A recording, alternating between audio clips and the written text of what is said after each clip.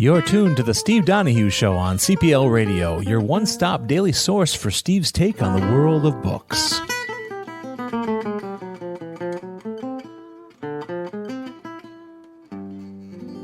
And now your host, the book critic who literally reads everything, Steve Donoghue.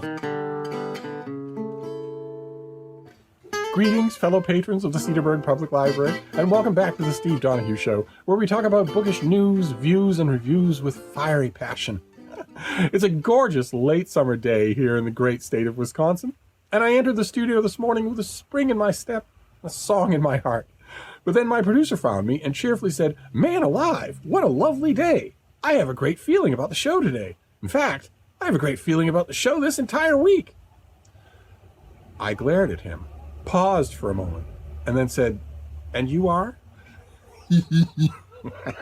That always deflates him, like a shark-chomped beach ball, and this time was no exception. I had the Hannibal Lecter-style exquisite pleasure of watching the childlike joy leak out of his eyes.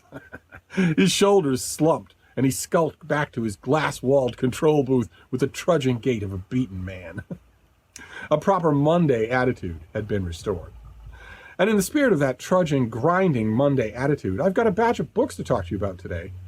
A batch that only a glaze-eyed Jonestown cult member could view with anything but a kind of wheezing, low-boiled despair. They're Trump books, folks. They're the latest examples of an enormous and growing subculture of publishing designed to leverage the baleful centrality of Donald Trump in all our lives, to leverage that into streams of cold, hard cash. Donald Trump has been taking advantage of people for his own enrichment for his entire adult life. And that whole time he has been a suborner as well, somebody who, knowingly or otherwise, entices others to partake of his own sins. If he calls American troops serving abroad suckers and losers, then sure enough, somewhere among the ranks of his followers, somebody will find themselves saying, "Well, you know, I really always have thought of my nephew and my father and my grandfather as suckers and losers. And now that he mentions it, it isn't true. Those people have never had such craven, filthy, unworthy thoughts. They were suborned into it by this particular talent Donald Trump has." It's the same with the batch of books I'll mention today. In almost all cases, the single exception is too obvious to need much elaboration. The authors were once relatively moral, upstanding people who would never have considered abetting a fraud and a fascist wannabe, people who, if presented with the opportunity to give publicity to a man who thinks their nephews and fathers and grandfathers are suckers and losers, would have been at once horrified and would immediately have refused.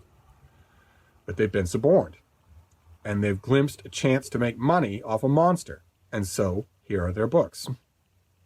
And the first is Donald Trump v. the United States, by Pulitzer Prize-winning New York Times correspondent Michael Schmidt, in which he analyzes the first couple of years of Trump's first term almost exclusively through the lens of Schmidt's own glowing estimates of himself.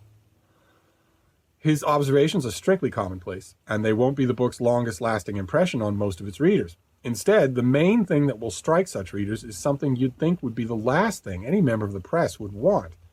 That is, how preening and self-serving the mainstream media is, and maybe always has been.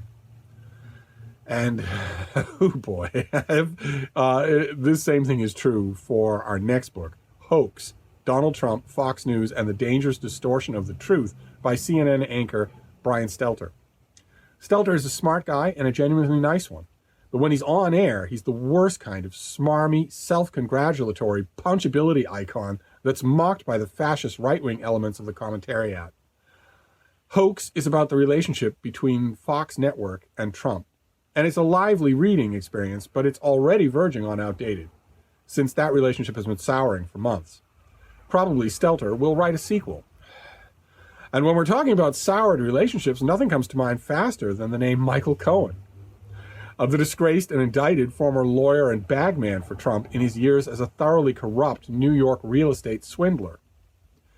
During those years, Cohen abused the legal system every day on Trump's behalf, threatened on the phone and in person countless times countless people for doing nothing more than displeasing his master, and continued breaking the law for his boss even when the Electoral College put that boss in the Oval Office. Cohen's new book, Disloyal, is his mudslinging, cash-grabbing, he-done-me-wrong whine about how Trump turned on him and threw him to the wolves. And when you finish his book, and I don't advise that you do, you'll think every single bit of it, all of it, he had coming. The same thing applies to Stephanie Winston Wolkoff's new book. Winston Wolkoff was once a friend and employee of Donald Trump's current wife, Melania, until, you guessed it, Melania turned on her and threw her to the wolves. Wolkoff's resulting book, Melania and Me, is full of fond memories of the good times, but is sharpened and delivered by the bad times, with Wolkoff liberally venting about the duplicity and self-interest of her former friend. Wolkoff makes almost no mention of Melania Trump's most immediately noticeable characteristic, her drooling stupidity. And maybe she, too, is holding out something for a sequel. And speaking of drooling stupidity, we'll finish up with this rogues gallery with Liberal Privilege, the new book that Donald Trump Jr. commissioned some nameless flunky to write on his behalf. Only commissioned, I might point out here. In the Trump family tradition, that nameless flunky will never actually be paid. Liberal Privilege makes the absurd on its face claim that it's Donald Trump's opponents, mostly out-of-power Democrat lawmakers and 5 to a sublet college undergraduates, who are the real privileged condescending ones here, not Trump and his family, who live in $1 million-a-month mansions and towers with their names literally bracketed on the outside in large metal letters. As numerous eyewitness visitors to Trump Tower over the decades have testified, Trump's penthouse there literally has gold-plated toilets. But Jr. wants his readers to believe the real privileged snobs are the bike-riding kids getting clotheslined and curb-stomped by armored cops in New York City. And if you believe that, the Trump family no doubt has a very nice bridge in Brooklyn to sell you. I read these books because I have to. This is my remit. I read and cover recent new releases in many branches of the publishing world in the American publishing market. But you don't have to read these things and be soiled by them, suborned by them even, and you shouldn't. And there you have it, fellow patrons. A barrage of dull, depressing dregs of the book world sufficient to ruin just about any Monday. But take heart. There's always Tuesday, when we'll talk about better books, I promise. And until then, I'll sign off for now and wish you all happy reading.